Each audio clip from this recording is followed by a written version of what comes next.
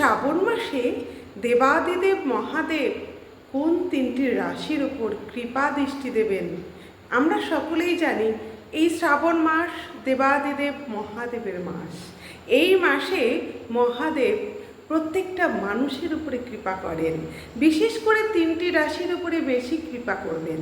তাদের আর্থিক কষ্ট দূরীভূত হবে, নতুন নতুন কর্মসংস্থান হবে, কর্মক্ষেত্রের সমস্ত সমস্যা দূরীভূত হবে এবং তাদের যেটা হবে সেটা আইনি কোনো সমস্যা থাকলে তার থেকে মুক্তি পেতে চলেছে।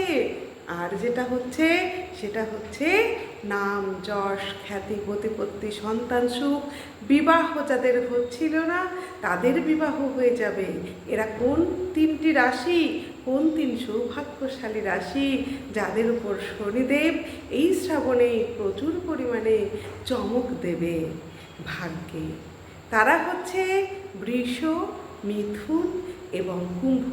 এই তিনটি রাশির উপর শনিদেবের কৃপা অনেক বেশি পেতে আপনারা বেশি করে শিবের আরাধনা করুন।